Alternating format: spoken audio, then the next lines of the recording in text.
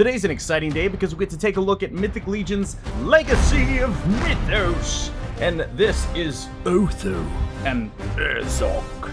So these are basically completely redone, remastered versions, I guess you could say, of figures that came out in the days of past. Mythic Legions is giving new fans an opportunity to repurchase figures that they missed out on a long time ago that generally go way up in price. Now, of course, those things will probably still hold their value because they are different from these. But this, what we're going to look at today, is, well, what I already said, like a remastering of figures that have come out. So you're going to have all the new redesigns of figures using the modern stuff of Mythic Legions. Wow, I suck at this. Why'd you guys send me these things?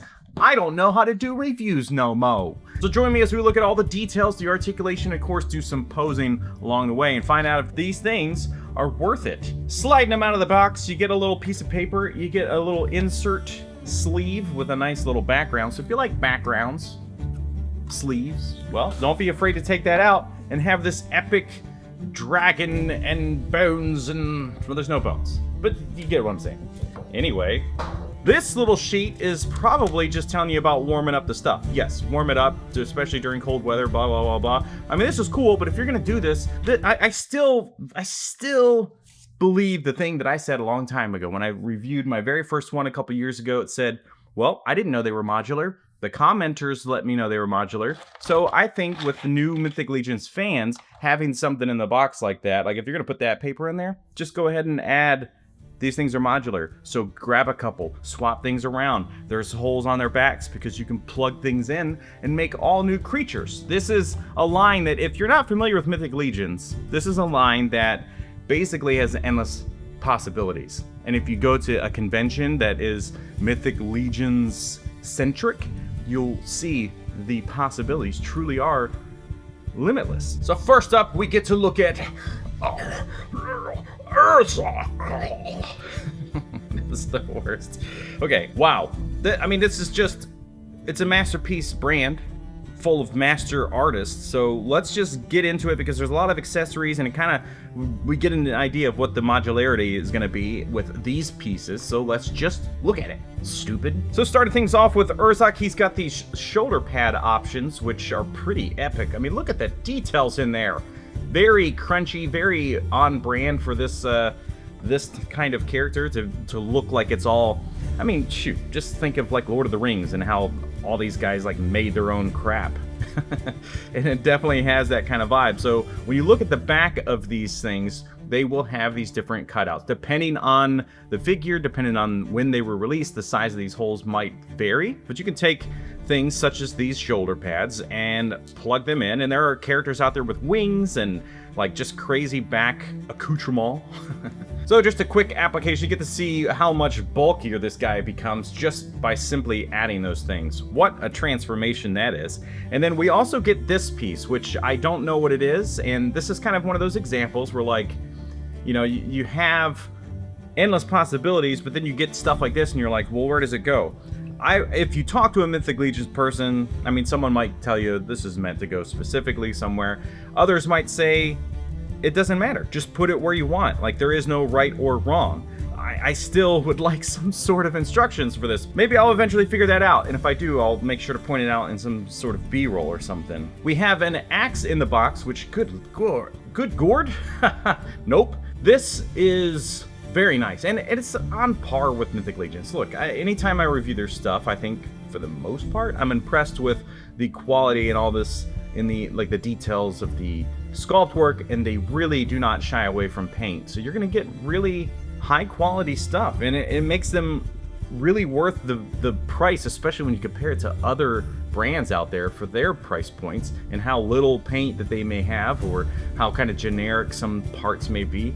This gives you the feeling that it's truly made by fans of figures, artists, people that care about the products, which is very nice to see. It's very welcome, and it doesn't feel like it's a big corporation that's just trying to nickel and dime every little piece. So hopefully they stay this way forever, which is more reason to back the brand anytime you see something you like, whether it's the Mythic Legions, Cosmic Legions, or the other one, What's the other one? Can't think of it. This is cool. I really like the matte finish of the paint versus like the shininess of what this metal part would be. Now here you're going to see this kind of layout because you can take this handle piece and lock it in. I don't know why these pieces are here. It makes it seem as if this could be attached to something, but he doesn't have that on his back. So maybe this is like, no, I don't know.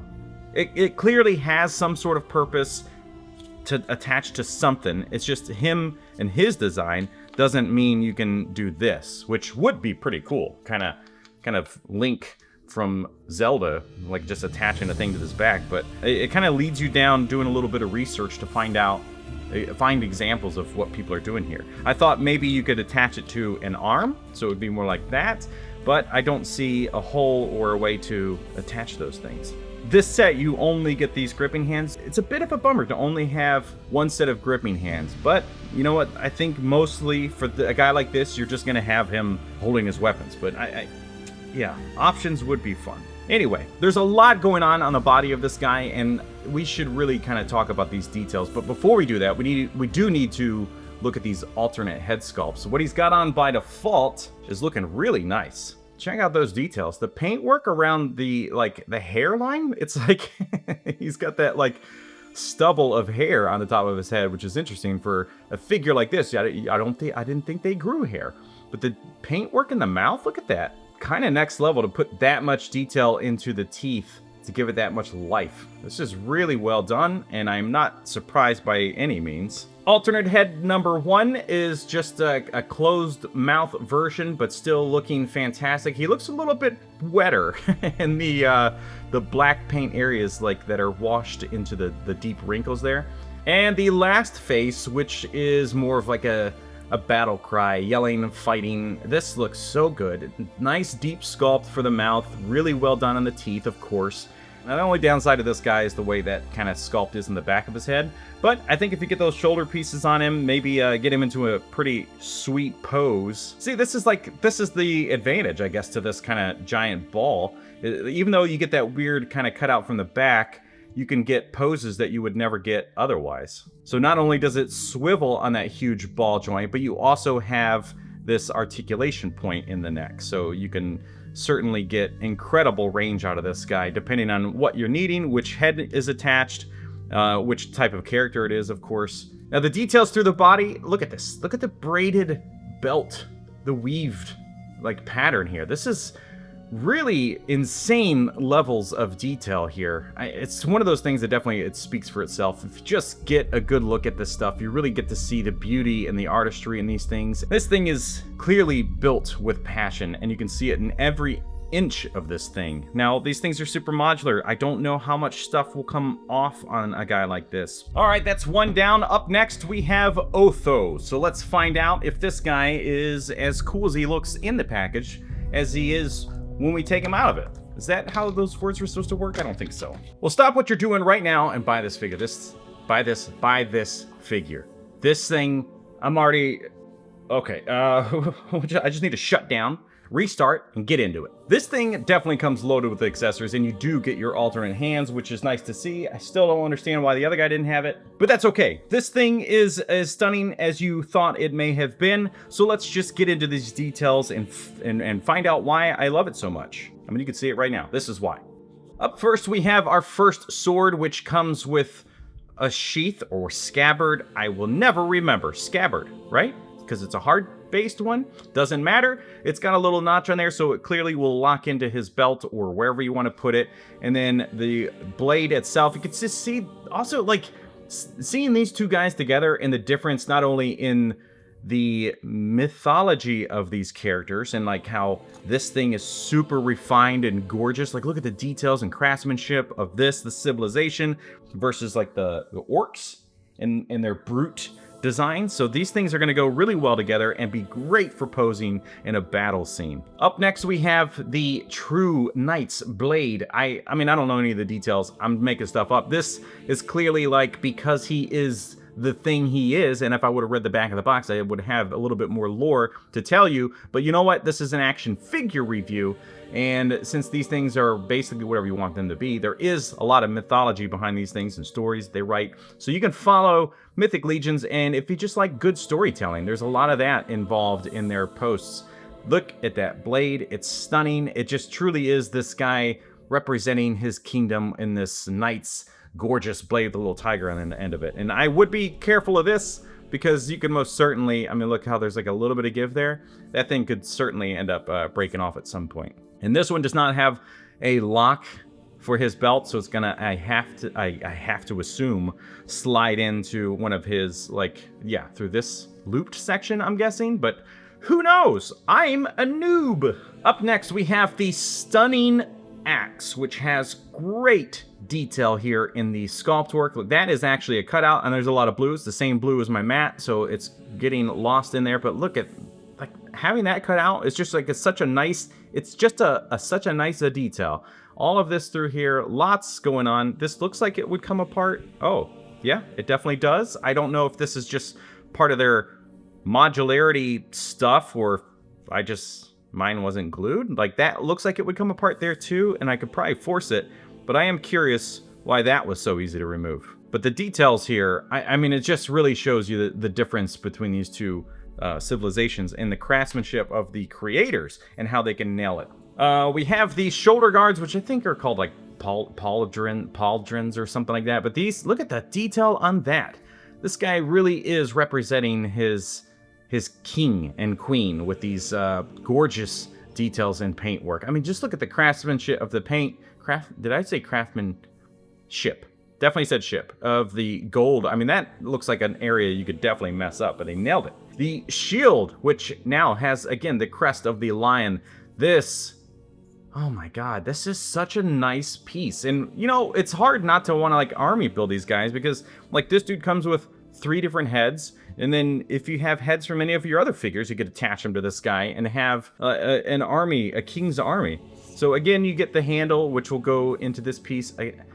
I'm still not sure how to utilize this design here, but maybe one day we'll figure it out. And then you get this swap out piece. So again, if you're building like an army, a king's army or something, you could have guys that are just kind of part of the army, and then you could have your main guy that's trying to show off his rank. Love it. Now, on by default, he's got this head sculpt, which, I mean, the paintwork is fantastic, and hitting the detail in the eyes and the beard while still having a helmet on is pretty intense. But I believe we'll be able to close this thing. Yes. Oh my god. I didn't realize there was a lion head on that.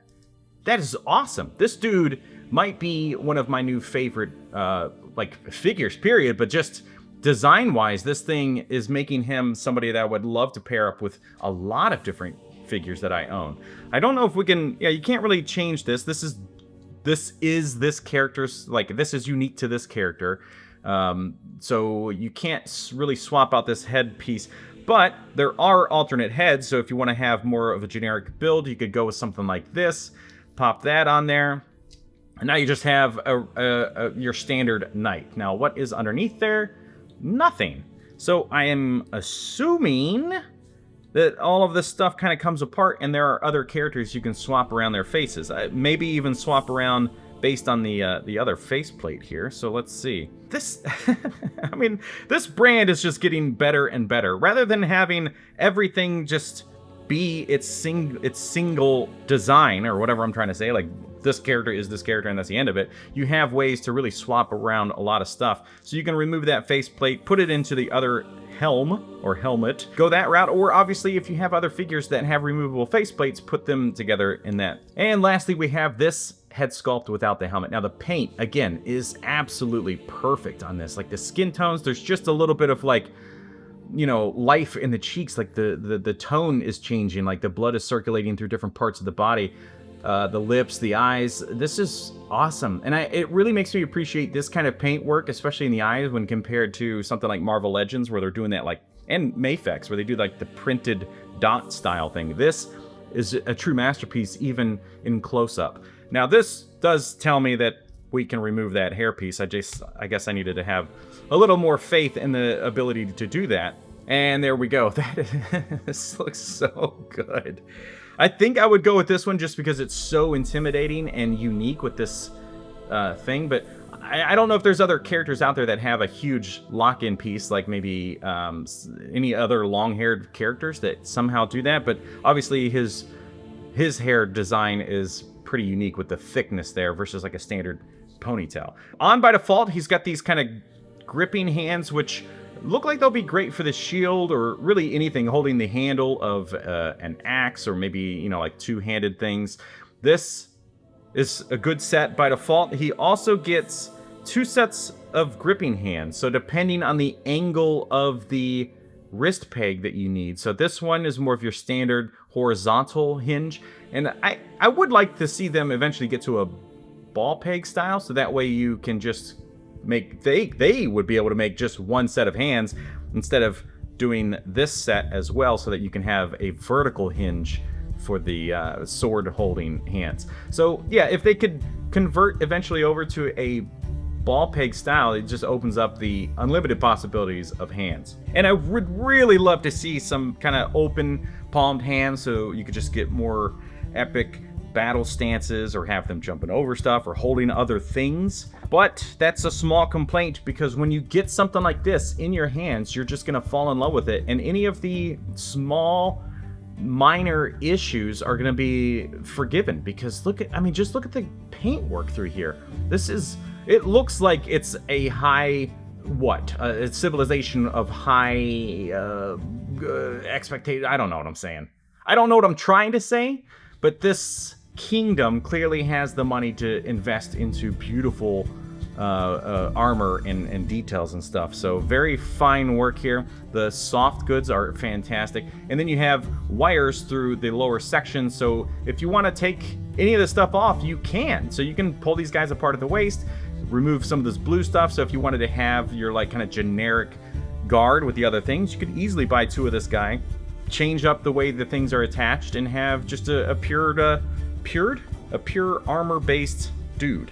The guy that would just be listed as Knight 1 in the credits, where this guy is clearly Otho, the main character of our story. This is a gorgeous piece of artwork, and I highly recommend it. And especially if you swap around, like, you know, take off the kind of realistic head and just do something like this, you could clearly mix this thing with other lines that you have. So putting him with Link from Tears of the Kingdom, you could easily put this guy with Delicious in Dungeon. This could be, you could just make it as like one of the armor pieces that came to life, and just like remove the idea that there's like, you use this one and have no face in it. Anyway, that's a lot of mixing and matching.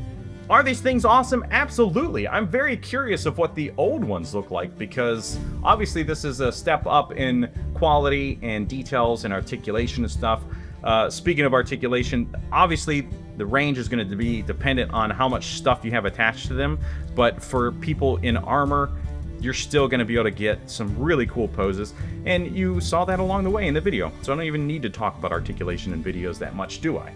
This is a work of art, most certainly. I am, oh god, look at that. I am Otho. How did you get your helmet to talk when you talked? Yes, these things are masterpieces, and they go together so well that it's really hard to not want to get both of these things, just because of how much contrast there is, that they're very complementary because of the 2 different art styles of their kingdom, their civilization, or whatever you want to call it. These are lovely, and it's always good to have something like this as a villain, because I definitely don't have enough villains or just generic creatures for other characters to fight in videos. But this dude on his own, this is a work of art, and I can't recommend it enough. So if you enjoyed this, be sure to click the link down below, get a hold of one of these things. Thank you so much for watching. If you want to see some more stuff like this, then be sure to click the top link there. Thank you so much for watching. We'll see you next time.